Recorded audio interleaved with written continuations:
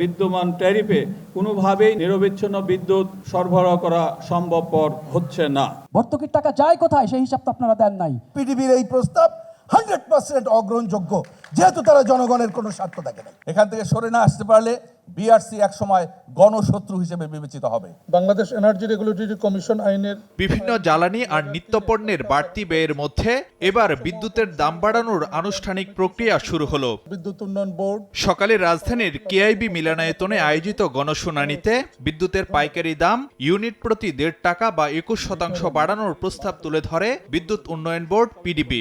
শুনানিতে সংস্থাটির চেয়ারম্যান জানান, দাম না বাড়ালে আগামী অর্থ বছরে সম্ভাব্য ঘাটতি 65,000 কোটি টাকা ছাড়িয়ে যাবে। নানাবিধ কারণে বিদ্যুৎ ব্যয় এমন এক পর্যায়ে পৌঁছেছে যার ফলে বিদ্যমান ট্যারিফে কোনোভাবেই নিরবিচ্ছিন্ন বিদ্যুৎ সরবরাহ করা সম্ভবপর হচ্ছে না। ভোগান্তি ভুলে চলে আসুন রিগালে। ওয়ারেন্টি সহ স্টাইলিশ কালেকশন নিয়ে রেডি রিগাল ফার্নিচার। তবে বিদ্যুতের দাম বাড়ানোর প্রক্রিয়ার ঘোর বিরোধিতা করেন রাজনীতিবিদ, ব্যবসায়ী প্রতিনিধি, ভোক্তা অধিকার সংগঠন ক্যাব সহ অংশীজনরা। তাদের মতে লুটপাটের দায় চাপানো হচ্ছে গ্রাহকের কাঁধে, উল্টো দাম কমানোর দাবি উঠে শুনানিতে। মূল্যহার পরিবর্তনের নামে বৃদ্ধির কোনোটাই গ্রহণযোগ্য না। সুতরাং পিডিবির এই প্রস্তাব 100% অগ্রহণযোগ্য, যেহেতু তারা জনগণের কোনো স্বার্থ দেখে না। দাম কমানো সম্ভব পথ আমরা প্রদর্শন করব।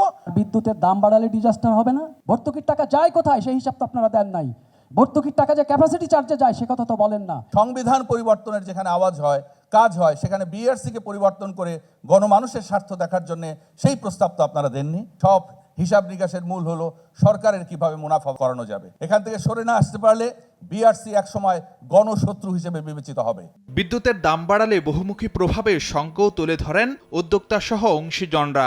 যদি এই মূল্য আবার বৃদ্ধি করা হয়, আন্তর্জাতিক বাজারে কম্পিটিটিভনেস হারাবো। বর্তমান অবস্থাতে প্রান্তিক পর্যায়ে মানুষের কথা চিন্তা করলে পরে কোনো অবস্থাতেই আমাদের বিদ্যুতের হার বাড়ানো যাবে না। শুনানির এক পর্যায়ে বিদ্যুৎ খাতে খরচ কমাতে পিডিবিকে তাগিদ দেন নিয়ন্ত্রক সংস্থা বিআরসির চেয়ারম্যান। ইনস্টল ক্যাপাসিটির আনুপাতিক হারে অনেক বেশি, যেহেতু বসা আছে ক্যাপাসিটি চার্জ দিতে হচ্ছে বসিয়ে বসিয়ে। যদি আমার ইনস্টল ক্যাপাসিটি যদি এর চেয়ে কম থাকতো, ক্যাপাসিটি চার্জ হয়তো কম খরচ করতে হইতো, এটা সহনীয় হইতো তখন। শুনানির দ্বিতীয় পর্বে বিকেলে ইউনিট প্রতি বিদ্যুতের সঞ্চালন চার্জ 19 পয়সা বা 60% বাড়িয়ে 49 পয়সা করার প্রস্তাব উত্থাপন করে পাওয়ার গ্রিড বাংলাদেশ।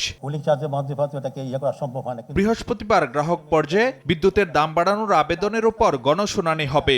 শুনানির 60 দিনের মধ্যে আদেশ দেওয়ার বিধান আছে এনার্জি রেগুলেটরি কমিশন আইনে। গণশুনানিতে অংশগ্রহণকারী ফারুক ভিয়া, রবিন, সময় সংবাদ, ঢাকা।